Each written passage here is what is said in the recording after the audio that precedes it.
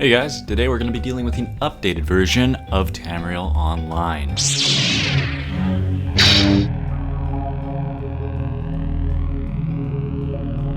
Hello guys, just a quick update on how to install the latest version of Tamriel Online. Let's get straight into it here. So the first thing you're going to want to do is you're going to want to open up the Tamriel Online link that I have down below in the description. As you can see, the installation does not match the current version. This is for the old version. So if you really need help, quickly go down into the forms section and click on this Tamriel Online installation guide. This is everything you will possibly need. If there are any changes or errors that are made in this video, I would suggest going there. Of course, there are a bunch of requirements. You have SKSC, a valid version of Skyrim, SkyUI, and as well as the 86 and the 64 version of C++ 2015. That is very important because they require both to be installed in order for this thing to work. The link is provided in the mod page, so just click on that and install both of them. It's fairly simple. Once you have those installed, make your way to the file section of the mod page and download the client version with the mod manager. It's recommended that you use mod organizer for this, but for this example I will be using the Nexus, and of course download manually the online server client. As you can see here on the Nexus, I have already activated my client version, which is what you should do right now. Okay, now to add on to the server section, which is a bit more difficult. Now first of all, just drag it to the desktop and then extract it into a folder, which I already have here.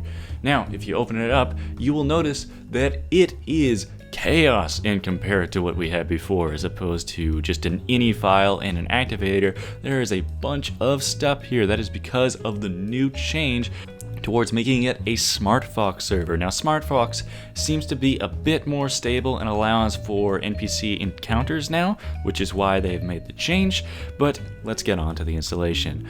Enter the SFS2X folder and then quickly run what is called the server standalone.exe.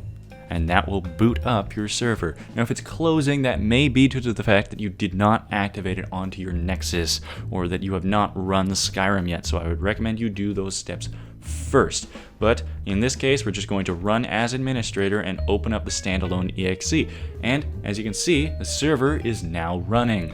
But that is just a nice quick test to see if it's working. Now we can figure out how we plan on hosting this thing. But first, let's quickly go to our Skyrim directory. This will be located by default in the address listed above in Steam, Steam Apps, Commons, Skyrim. Now you're going to want to open up the Skyrim default ini with a text editor. Okay, as you can see up at the top, you have the U exterior cell buffer. You're going to want to increase that to 1,000. Now, I have not experimented whether or not this needs to be lowered or increased even slightly, but for the guide that I was reading, 1,000 seems to be the best number to keep this at. Now what you're going to want to do is save and then close it. Then you're going to want to open up the Tamriel Online ini. In here you will see a list of keys that are available. As you can see, the connect key is located as the minus key now, as opposed to the home key that it used to be.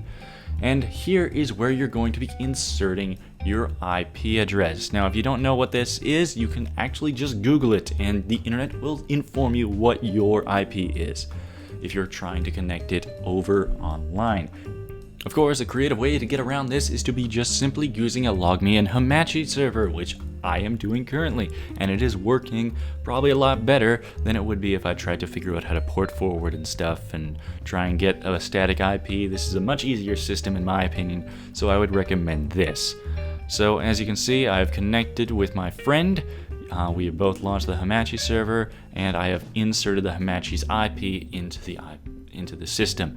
Now all that's left to do is simply go into the Tamriel Online server folder and then just reactivate that standalone server thing and then let it run in the background as you launch Skyrim.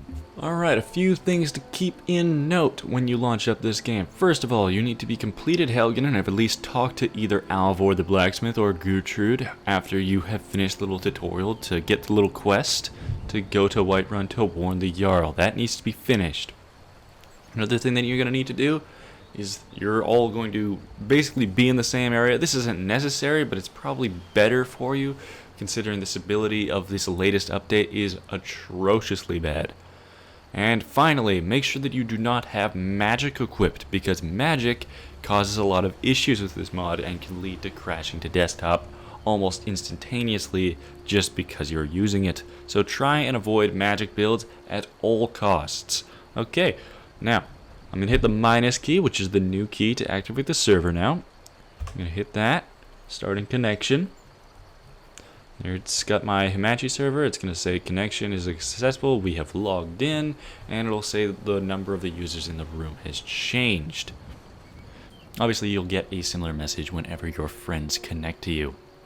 In other news, however, this mod is a little bit janky at the moment. I would recommend holding off for a newer version because this unstable build is very unstable. I've only been able to connect with my friend for maybe a solid 30 seconds or so before we get disconnected, so I would hold off. Hope that this update has been helpful for you guys. Comment down below if you need any help. Please like and subscribe, and don't forget that a lot of Skyrim videos will be coming in the future. I have been Shoelace. Have an excellent day.